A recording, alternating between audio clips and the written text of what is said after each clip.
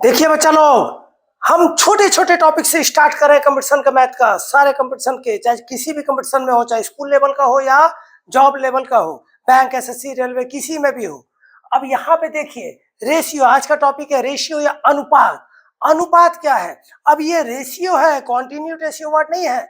हमेशा दो क्वांटिटी के बीच में सेम यूनिट में अगर हो, सेम यूनिट में फ्रैक्शनल नंबर, जैसे हमारे पास है 5/10 है, इसको काटेंगे तो कितना होगा? 1/2।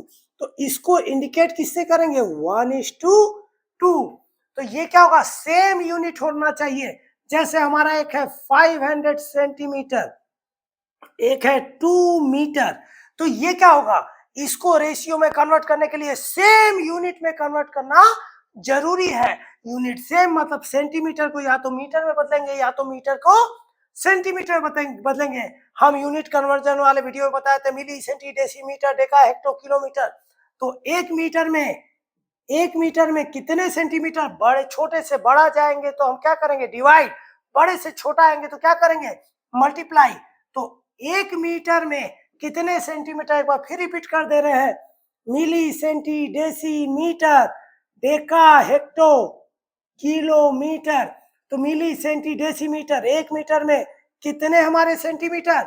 एक, दो, आगे कितना जीरो हो गया? एक, दो, जीरो। ये हो गया 100 सेंटीमीटर। तो इसको इंटू कर देंगे किससे बेटा?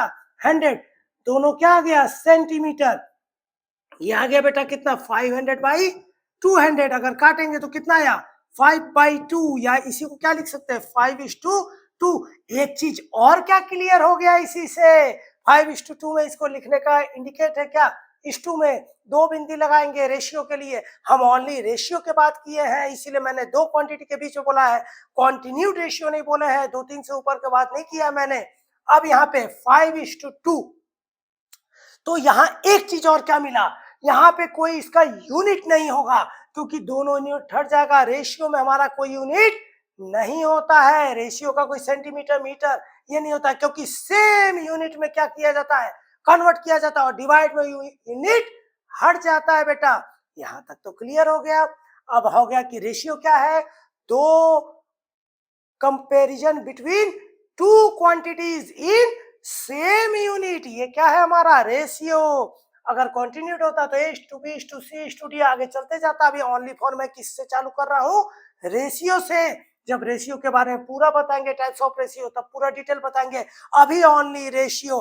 रेशियो का बेसिक चीज मैंने क्या बताया? यहाँ देखिए कि रेशियो सेम यूनिट में होना जरूरी है। दोनों क्वांटिटीज का अगर सेम यूनिट नहीं है तो उसको कन्वर्ट करेंगे, फिर रेशियो निकालेंगे। और रेशियो का इंडिपेंडेंटली कोई यूनिट नहीं होता है, ये याद रखिएगा।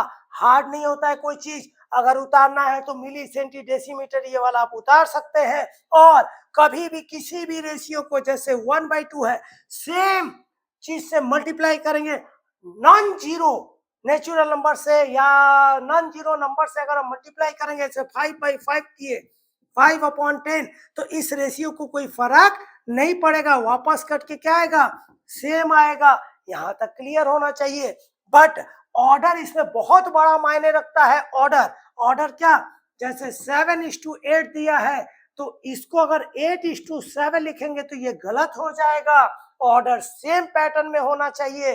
अब यहाँ पे 2:1 है, तो आगे भी 2:1। अगर इसको मल्टीप्लाई करेंगे किससे? 2 से करते हैं, 2 से मल्टीप्लाई करते हैं तो 4:2 ये आएगा।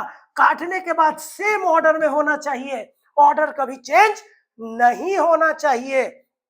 ये चार चीजें नेसेसरी रहता है बेटा, याद रखिएगा। पहला क्या हो गया? रेशियो जो होता है दो क्वांटिटी के बीच में होता है, और दो क्वांटिटी के बीच में क्या होना चाहिए? सेम यूनिट होना चाहिए बेटा।